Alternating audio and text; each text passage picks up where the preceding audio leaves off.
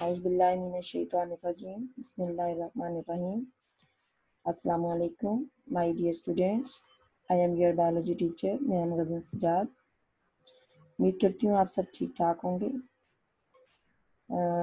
आज जो हमने टॉपिक पढ़ना है वो हमारी नेक्स्ट ऑर्गेनेली है और वो है प्लास्टिड्स। पहले हमने जो ऑर्गेनेलीज पढ़ ली हैं 3 पढ़ चुके हैं। आज हमारी ये चौथी ऑर्गेनेली है प्लास्टिड्स। सबसे पहला क्वेश्चन जो आपसे पेपर में आ सकता है वो है what are the plastids. Plastids क्या होते हैं? प्लास्टिड्स ऐसी मेम्ब्रेन बाउंडेड ऑर्गेनेलीज होती हैं जिनमें पिगमेंट मौजूद होते हैं और ये ऑर्गेनेलीज पिगमेंट जिनमें मौजूद होता है तो ये पाई कहाँ जाती हैं? प्लांट्स में और फोटोसिंथेटिक प्रोसेस में यानी एल्गी में। ऐसी ऑर्गेनेलीज जिनमें जो डबल मेम्ब्रेन बाउंडेड हो और उनमें पिगमेंट भी हो, ऐसी ऑर्गेनेलीज को कहते हैं प्लास्टिड्स। प्लास्टिड्स की बहुत सारी किस्में हैं। तकरीबन ऑल प्लास्टिड्स जो हैं वो उनका स्ट्रक्चर भी सिमिलर होता है और इसी वजह से हम कह सकते हैं कि तमाम प्लास्टिड्स जो हैं वो सिमिलर वर्क भी कर सकते हैं। फॉर एग्जांपल यानी इन तमाम प्लास्टिड्स के फंक्शंस भी सिमिलर होते हैं। For example all plastids can store starch, lipids and proteins.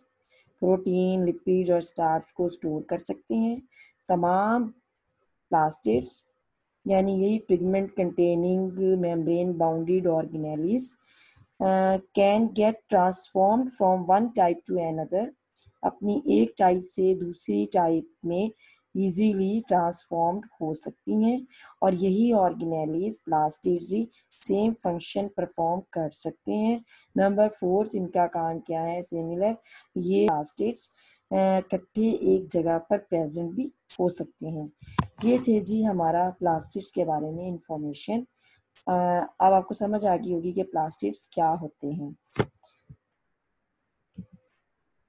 Next जो हमारी बुक में जो टाइप्स का जिक्र है वो हैं 3 टाइप्स हैं प्लास्टिड्स की। नंबर 1 है क्रोमोप्लास्ट, नंबर 2 है क्लोरोप्लास्ट, नंबर 3 है ल्यूकोप्लास्ट। जैसा कि आपको पिक्चर में भी दिखाई दे रहा है। क्रोमोप्लास्ट है क्या आप देखें फर्स्ट डायग्राम, सेकंड डायग्राम है क्लोरोप्लास्ट की, नीचे इसको मेंशन भी किया हुआ है। थर्ड है ल्यूकोप्लास्ट। तो यहाँ पर मैं आपको पहले 2 ऑर्गेनेलीज के बारे में बता दूं, क्रोमोप्लास्ट और ल्यूकोप्लास्ट के बारे में, क्योंकि हमारी बुक में सिर्फ इनके फंक्शंस हैं जो कि हमने पढ़ने हैं। लेकिन जो थर्ड हमारी प्लास्टिड की टाइप है वो है क्लोरोप्लास्ट। उसका हमने स्ट्रक्चर भी बुक में पढ़ना है और फंक्शंस भी पढ़ने हैं। तो पहले हम जिक्र कर लेते हैं अपने 2 प्लास्टिड्स का, क्रोमोप्लास्ट और ल्यूकोप्लास्ट का। Plastids are unique structures which are found only in plants. ये ऑर्गेनेलीज कहाँ पर पाई जाती हैं? सिर्फ प्लांट्स में पाई जाती हैं। एनिमल्स में प्लास्टिड्स नहीं होते हैं। यानी membrane bounded pigment containing organelles are not present in animals. There are 3 types of plastids. Number 1 is chloroplast, green colour में होता है, यानी इसमें ग्रीन पिगमेंट होता है और वो फोटोसिंथेसिस में इस्तेमाल होता है। और क्रोमोप्लास्ट फ्लावर्स को कलर देता है, फ्लावर्स फूलों को यानी कलर देता है। और इसका दूसरा फंक्शन क्या है? क्रोमोप्लास्ट का फंक्शन पढ़ते हैं। एक तो हो गया give colour to flowers, second हो गया colour in plants like fruits and petals other than green are due to chromoplast।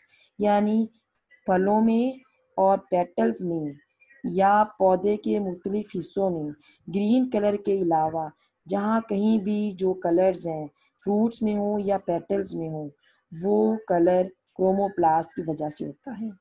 ठीक। नंबर 2 क्रोमोप्लास्ट ही है जो फ्रूट की डिस्पर्सल और पॉलिनेशन में भी मदद करता है। ठीक। क्रोमोप्लास्ट के ये 2 फंक्शंस थे, ये आपने याद करने हैं। शॉर्ट क्वेश्चन के तौर पर आपसे पूछे जा सकते हैं कि write down the 2 functions of chromoplast. Third number पे आया ल्यूकोप्लास्ट। ल्यूकोप्लास्ट कलरलेस होता है, कलर इसमें कलरलेस पिगमेंट होता है, पिगमेंट का कोई कलर नहीं होता है। इसके फंक्शंस क्या हैं ल्यूकोप्लास्ट के प्लांट्स में?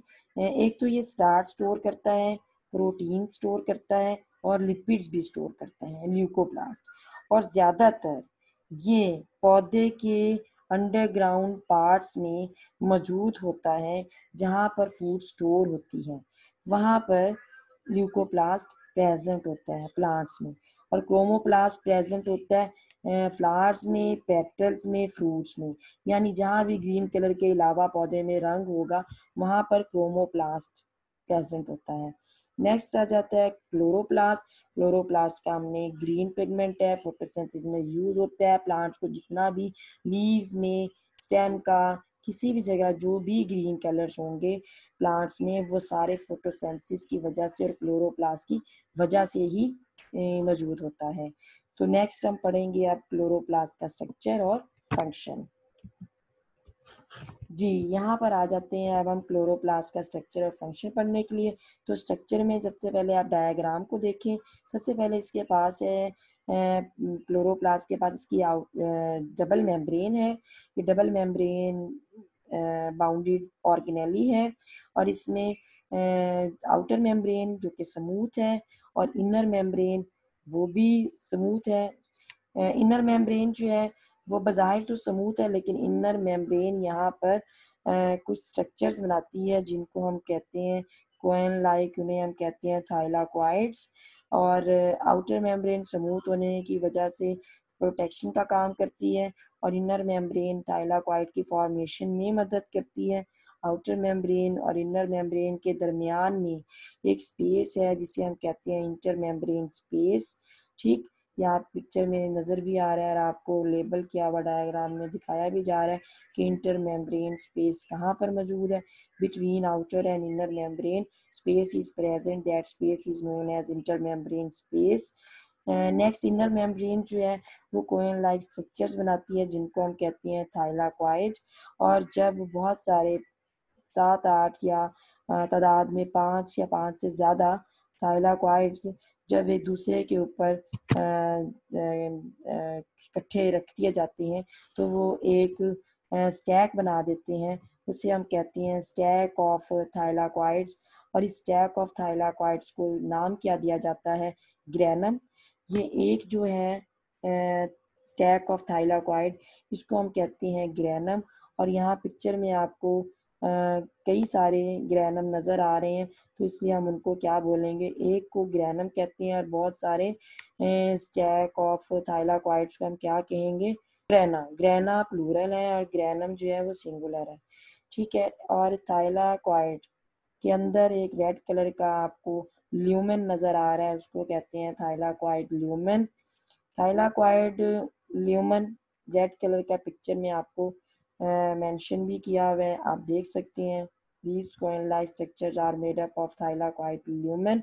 When these thylakoids arranged in the form of stack of thylakoids, then this cumulated structure is known as granum. And many stack of thylakoids present in the chloroplast structure are known as grana. Next, जिस aqueous fluid में grana move कर रहे होते हैं, float कर रहे होते हैं, उस एरिया को हम कहते हैं, एक्वस फ्लूइड को हम कहते हैं stroma. Stroma is aqueous fluid in which grana can float in the chloroplast structure. Next बेटा, इसका स्ट्रक्चर में और जो इसमें पता होना चाहिए, स्ट्रक्चर इसका ओवल टाइप है, ओवल ऑर्गेनेली है, surrounded by a double membrane that encloses a system of flattened membranous sacs. इन्हीं स्टैक ऑफ थाइलाकॉइड्स को ही सैक्स भी, थाइलाकॉइड सैक्स भी बोलते हैं। थाइलाकॉइड जो है ये मेम्ब्रेनस सैक्स हैं। Thylakoids are also known as flattened membranous sacs. ये इनकी भी मेम्ब्रेन्स हैं। फंक्शंस है क्लोरोप्लास्ट के, अब हम पढ़ते हैं। क्लोरोप्लास्ट का सबसे बड़ा फंक्शन ये है कि इसमें जो कंटेन द पिगमेंट क्लोरोफिल, और chlorophyll perform the photosynthesis. photosynthesis is a very important process in plants. Due to the photosynthesis, food is formed in the plant in the form of glucose or starch. Then we can say easily that chloroplast play a very important role in the photosynthesis process. Without the chloroplast, yeah, or without the chlorophyll pigment, photosynthesis cannot take place in the plants. Chloroplast is also a type of plastids. Chloroplast found in plant cells only, not present in animal cells. Okay बेटा, उम्मीद करती हूँ आपको सारे lecture की अच्छी तरह से समझ आ गई होगी। आपने इन तीनों प्लास्टिड्स की फंक्शंस भी याद करने हैं और क्लोरोप्लास्ट का आपने स्ट्रक्चर भी, डायग्राम भी और उसकी लेबलिंग भी अच्छी तरह से ज़बानी ड्रॉ करके देखनी है और उसकी प्रैक्टिस करनी है, ताकि आपको इस टॉपिक पे कुछ भी क्वेश्चन आ जाए आप इजीली अटैम्प्ट कर सकें। Thank you so much boys, अपना बहुत ख्याल रखिएगा, दुआओं में मुझे याद रखिएगा। ओके, अल्लाह हाफिज़, थैंक यू।